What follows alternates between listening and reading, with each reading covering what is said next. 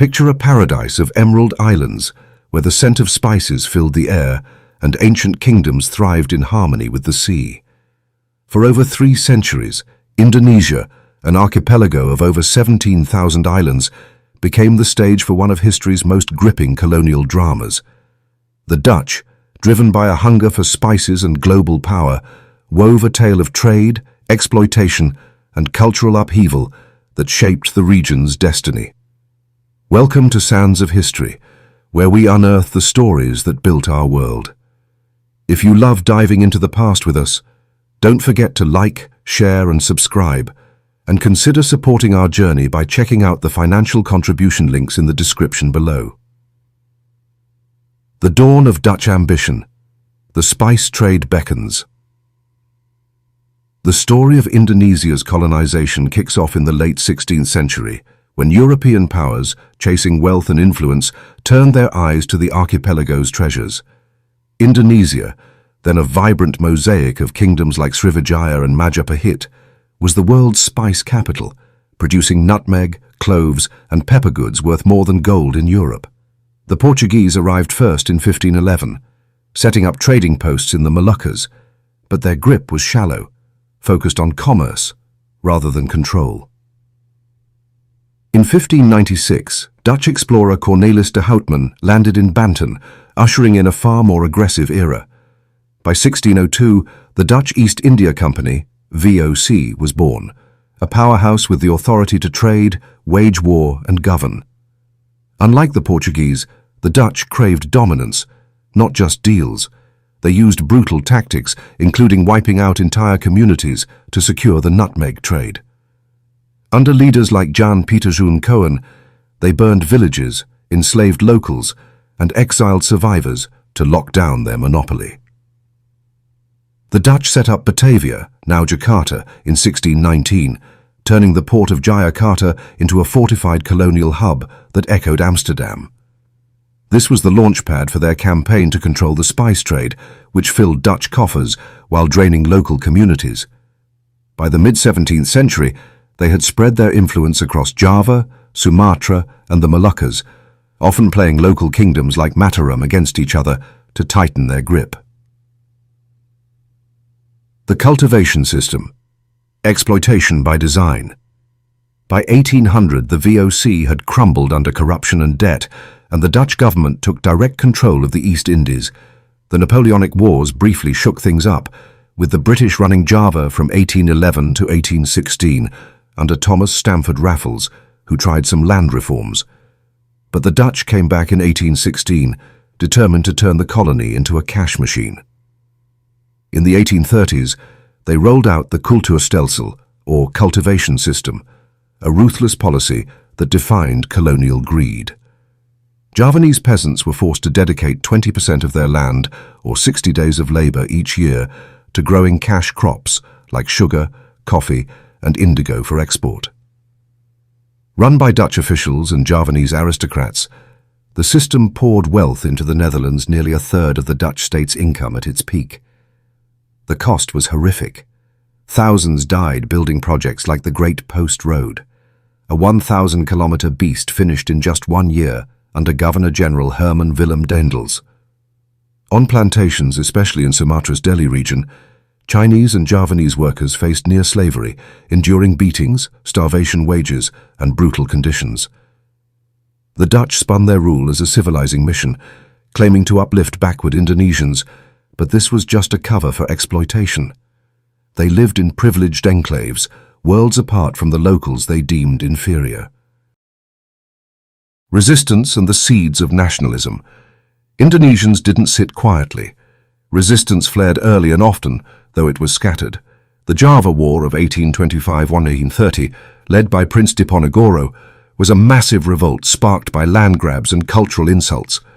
With much of central Java behind him, Diponegoro called it a holy war, but the Dutch crushed it, leaving around 215,000 dead, mostly Javanese. Other uprisings, like the Padri War in Sumatra and the Banten Peasants' Revolt after the 1883 Krakatoa eruption, showed the depth of discontent. These were local fights, not yet united under a national banner. By the early 20th century, things began to change. The Dutch launched the ethical policy in 1901, promising education and reforms to quiet critics of their harsh rule. It didn't deliver much, but it backfired by educating a small Indonesian elite who started dreaming of a unified nation. In 1908, Budi Utomo, the first native political group, took root. By the 1920s, nationalism was picking up steam. Sukarno's Indonesian Nationalist Party, PNI, founded in 1927, rallied around Bahasa Indonesia as a unifying language and rejected Dutch cooperation. The Communist Party of Indonesia, PKI, formed in 1924, tried a revolt in 1926-1927, but got crushed, with 13,000 arrested. Still, the 1928 Youth Pledge, declaring one nation, one people, one language, gave voice to the idea of Indonesia. The Japanese interlude and the road to independence, World War II shook the Dutch hold. In 1942, Japan invaded, toppling the Dutch in weeks and tapping Indonesia's oil and resources. At first, locals saw the Japanese as liberators, but their rule turned grim, with forced labor and food shortages turning Java into an island of hunger. Still, the occupation weakened Dutch control and gave nationalists like Sukarno and Muhammad Hatta a platform to push for independence. On August 17, 1945, 2 days after Japan's surrender, Sukarno and Hatta declared Indonesia independent. The Dutch, with British backing, tried to claw back control, sparking the Indonesian National Revolution from 1945 to 1949.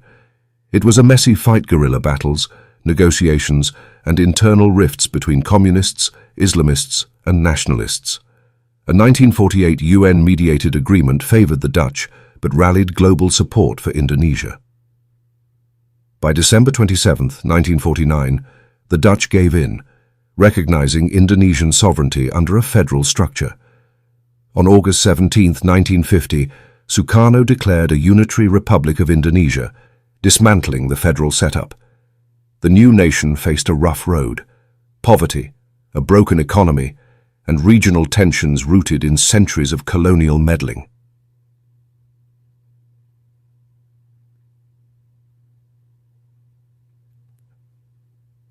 The legacy of 350 years. A nuanced perspective.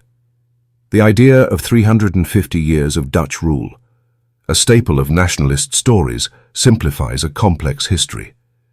The Dutch arrived in 1596, but their control grew slowly, starting with trading posts and only solidifying by the early 20th century. Before colonization, the archipelago was a patchwork of kingdoms with no shared identity. Dutch rule, through deals and brute force, unified the region in a way, setting the stage for modern Indonesia. The legacy is a mixed bag. Economically, the Dutch got rich off spices, crops, and later oil, while Indonesia was left poor, with little education and a torn social fabric. Roads and railways built for profit became lasting infrastructure. Culturally, the Dutch brought European laws and Christianity to some areas, but Indian and Islamic traditions, especially in Bali, held strong. Socially, the Dutch created a rigid hierarchy, with themselves at the top and locals at the bottom. Mixed-race Indos occupied a strange middle ground. Resistance, from Diponegoro's war to Sukarno's nationalism, forged a tough spirit that carried Indonesia to independence. Conclusion. From colonial chains to a nation's triumph, the 350-year Dutch colonization of Indonesia was a saga of greed, struggle, and transformation. From the spice-fueled rise of the VOC to the cruel cultivation system, the Dutch reshaped the archipelago, leaving both wounds and foundations. Yet from this ordeal rose a unified Indonesia, born of resistance and a shared vision of freedom. The journey from scattered kingdoms to a sovereign nation shows the power of human will. Thanks for joining us on Sands of History. If this dive into Indonesia's colonial past gripped you, please like, share, and subscribe to keep exploring history with us. Your support keeps these stories alive. Check out the financial contribution links in the description to help us continue this journey. Until next time, let's keep uncovering the past together.